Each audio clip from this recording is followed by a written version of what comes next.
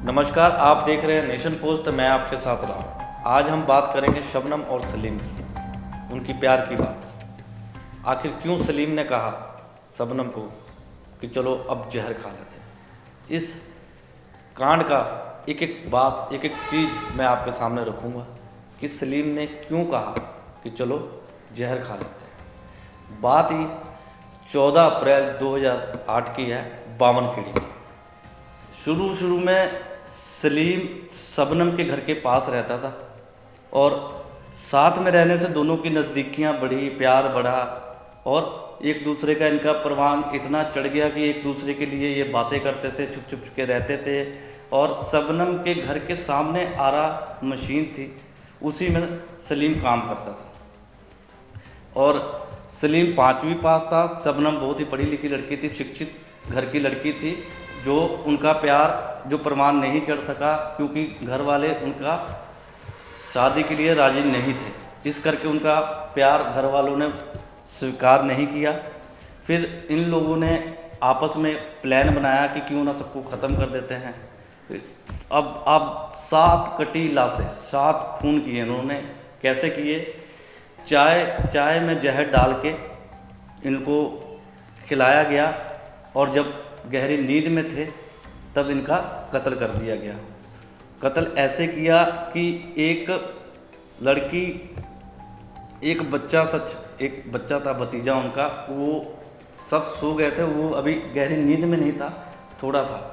तो उस टाइम सबसे पहले गला घोट के सबसे पहले उनका भतीजा अर्श, उसको इन्होंने मारा।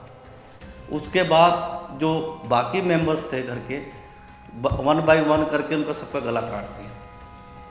ये उस टाइम क्या कहते हैं कि बावनखेड़ी 14 अप्रैल 2018 की रात की ये घटना है। वहाँ पे फिर काफ़ी ये मर्डर इतना हाई प्रोफाइल था कि वहाँ पे काफ़ी जो कहते हैं कि मतलब डर का माहौल बन गया था वहाँ पे, ऐसा था।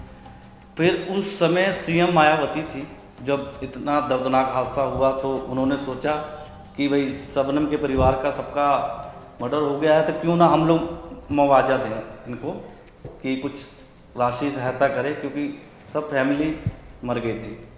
उसके बाद ये केस आरपी गुप्ता जो इसका जांच कर रहे थे उनके हाथ में था। उस समय के वो बहुत बड़े थे कि जो उनके हाथ में आता था सच्चाई निकल जाती थी। आरपी गुप्ता के केस आने के बाद जब सलीम को ये पता लगा कि आरपी गुप्ता के पास केस चला गया तो वो बहुत डर गया कि उसने फिर फ़ोन शबनम को किया कि अब ये केस, अब हम लोग पकड़े जाएंगे, इसका पर्दा उठ जाएगा, क्यों ना हम जहर खा लें। उस समय शबनम ने कहा कि मैंने तो कुछ किया नहीं है, आप ही ने किया है, आपने ही काटा है, आपने ही मारा है। इन लोगों में ऐसी हुई बातें। उसके बाद जब मायावती ने इसका घोषणा की राशि देने के लिए, तो मंत्रिमंडल में कुछ ऐसे थे कि जो कहते कि अभी थोड़ी सी इसकी जांच हो जाए फिर है। तो मंत्रिमंडल की बात सुनने के बाद ये डिसाइड हुआ कि ठीक है, हम रोक देते हैं, जांच जब पूरी हो जाएगी फिर उसके बाद हम देखते हैं क्या होता है। जब जांच हुई, सब कुछ हुआ, फिर पता लगा धीरे धीरे कि ये कत्ल सलीम ने और शबनम ने मिलके किया है।